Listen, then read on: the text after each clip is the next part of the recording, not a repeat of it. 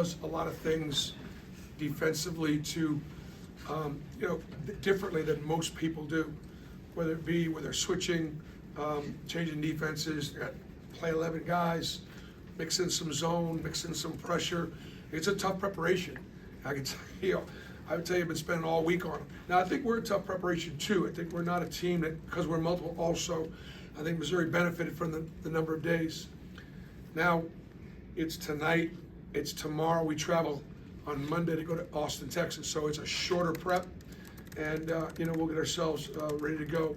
I think Janai Broom obviously is a low down in there, and he's so unselfish that with our shooters, it's you're kind of darned if you do, you're darned if you don't. You play him one-on-one, he's going to take advantage of you.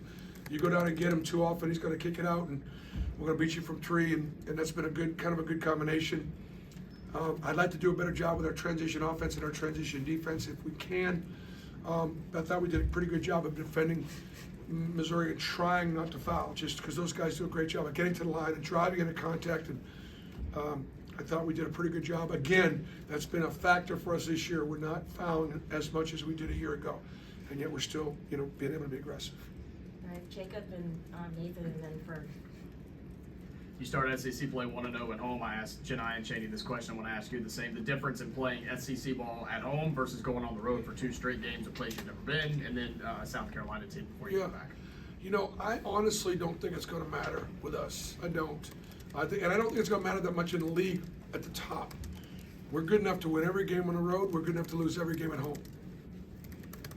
Did you hear what I said? I mean, that's how good the league is. And so there are going to be certain matchups that are going to bother us. I just don't think. I think, we're going to go to Austin. Doesn't matter where they're playing. In Austin, we're playing them here. We got basketball. We have 40 minutes down basketball games against the University of Texas. And but I know what you're saying. I do know what you're saying. It just, for me, honestly, I think we can play better on the road. You have to. You got to be sharper. You got to take better care of the ball. You can't be as casual with your passes and be locked in. And hopefully with a group that's a little bit older, Texas is really talented, really one of the most talented teams in our league. And they got some guys who be the NBA, and they can get going. They can really shoot it. They can really score it. Bruce, you were talking yesterday, Missouri forces a lot of turnovers. Did you feel like in 16 for you guys that was maybe some sloppiness or stuff they were doing? I think more. You'd have to tell me, but my thinking is the last 5 or 6 minutes. We turned it over maybe 4 or 5 times. So I think you go in the last 4 or 5 minutes having only turned it over 10 times. I thought we did a pretty good job overall taking care of the ball. But that was a factor in not giving them easy. They didn't get a ton of offense from their defense. Mitchell, Nice Braves hat. Appreciate it. Mitchell's their leading scorer. He goes 2 of 9 from the field in this game. Just your front court and how they were able to handle him defensively. What was the key to that? Size matters. Size matters in jewelry, and it matters in basketball. And it matters. And, our guys, Cheney, Dylan, Janai, just, and look, Chad Baker, his length, the length of our guards. So they did a great job on Mitchell. I think the other guy I point out is Robinson. Robin's been tearing it up, and he didn't get a bucket tonight. He's one of their better players. And again, Denver Jones does not get nearly enough credit, not talked about. He's good at defensive guard in the country. He and Chad kind of lead us. Miles and Tahad and Jakai and Chris are coming. They're all, because we've got 2 of our best players in Denver, and Chad are elite defenders. Peter and then Jacob again. Bruce, the win tonight ties you as the winningest head coach in Auburn history. Is that something that you've thought about or reflected on at all? Honestly, nobody enjoys winning more than me. Nobody hates losing more than me. I'm a really bad loser, and when I win, I get out to the next one. I will celebrate whatever we accomplish this summer. I'll celebrate with my friends and my family, the Auburn family, on the boat at Lake Martin, out there on the golf course. Nobody will enjoy it more.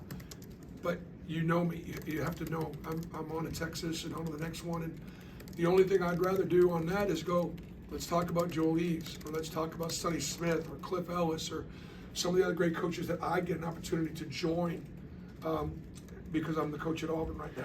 So it's great. Jacob and the Ferd. mentioned in your opening statement you want to work on transition offense and transition defense. Is that more about who's on the floor in those moments, or where the ball is at those moments, who makes those decisions? What is going to go into that? Yeah, how can we do it better? Like I thought tonight, we attacked pressure and got the ball down the floor and got some easy ones. And I'd like to try to see if we can get the ball down the floor and get some easy ones without them pressing. And so we could do a better job. And I thought there was a time in the first half when Missouri was scoring in transition. We had guys on the ground. We weren't sprinting behind the ball. We weren't getting the ball stopped. And that could be really dangerous against Texas. Oh my gosh, we'll be taking the ball out of the net. So when all 5 guys are back and it's 5-on-5 on each end, we've been pretty good. It's when it gets to sort of scramble, we need to improve.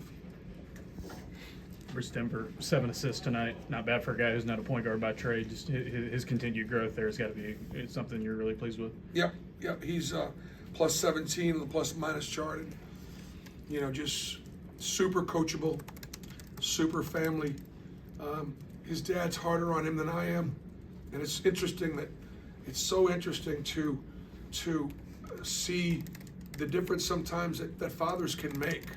We got some John Broome is amazing with his son, and Dylan's got a bunch of uncles that have been incredible. Chaney Johnson's dad's and just unbelievable. Todd Pettifor sent him to Ira and I and said, do whatever you want to do, have at him. And if he looks at you the wrong way, just that kind of, and that old school is still alive. Kids still want to be coached. They want to be held accountable. They want to be disciplined. It does help. It does help.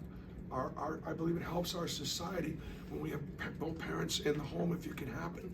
It does, and the children are some of our children are great beneficiaries. I'm grateful for my parents. I've got great parents. I've had so many great parents, but there's a good group of parents right now, so appreciate their support. You bet.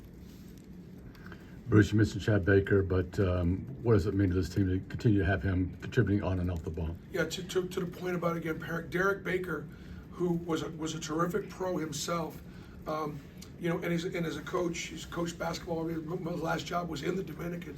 Okay, he's taking some time off to spend some time here in Auburn with his son.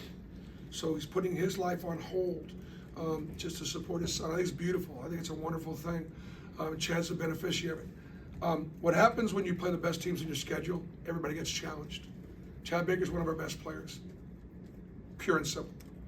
And so when we play the best teams on our schedule, Chad he'll do more. He'll have to do more. We'll need him to do more.